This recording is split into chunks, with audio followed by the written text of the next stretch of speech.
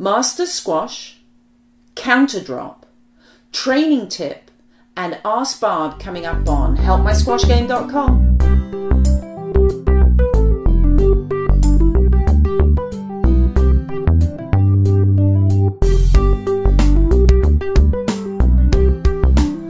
Hi, this is Barb Cooper from helpmysquashgame.com. I cannot believe it. It's show 50. And we're going to talk about Master Squash today, just to celebrate age. Now, I know that masters, when they go on court, are a little less mobile, got slightly sore knees, maybe a little stiffer in the back, can't get around the court like they used to. Now, there's two ways of looking at this as a player. You can either be frustrated that you're not 30 anymore, or you can be grateful that you are actually on the court and still able to play. That's the attitude that I'm trying to get you to have. You know, when you can't play, one of the first things you'll be thinking of is, oh my God, I wish I'd kept going longer. And if it means that you have to modify the ball or modify who you play with, so be it. Maybe you don't even keep score. Who cares? The fact is you're on the court and you're moving around. So I'm going to challenge you. It's use it or lose it. And the choice is yours. Play, enjoy playing every day that you can get up and go on the court. You know, I think every day I get up is a good day. Or when you let things like competition get in the way or frustration, you won't want to play. So remember, try and enjoy it. Use it or lose it. So picture this. You've just hit an offensive post up to the front of the court and your opponent decides that they are going to drop the ball and move you up.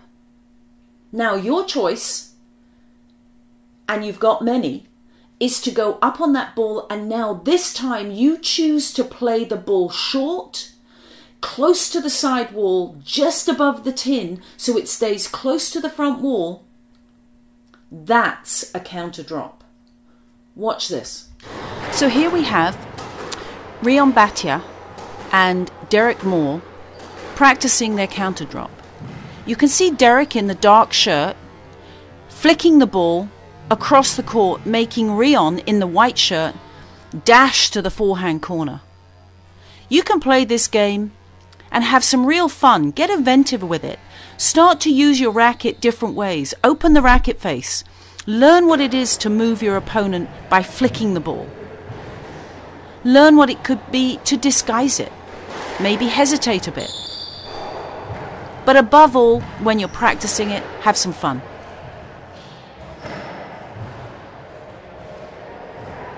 Hi, here's a simple training tip for those people who don't want to do push-ups but want some upper body strength, which is so important for squash. This is a Pilates ball filled with sand. It's like one of those buckets of sand that you see people train with. But you can do this sitting down as opposed to standing up. Do it both ways. Take the ball, start to toss it around. You can toss it different ways.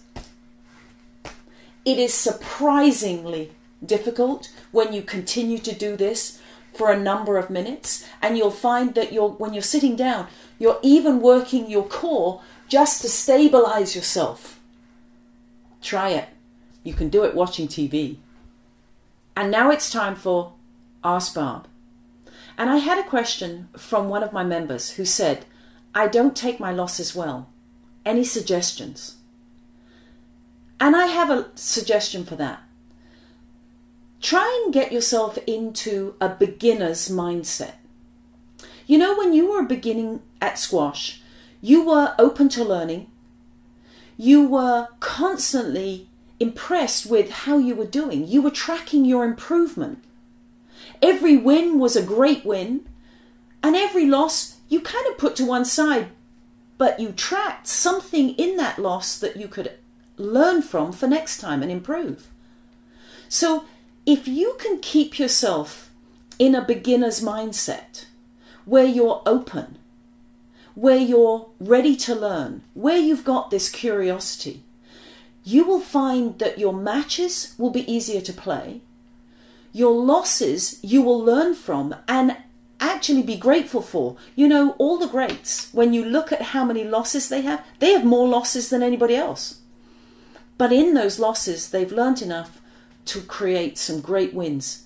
If you have that open beginner mindset, you will be a champion. And this is Barb Cooper from helpmysquashgame.com, signing off. See you next show.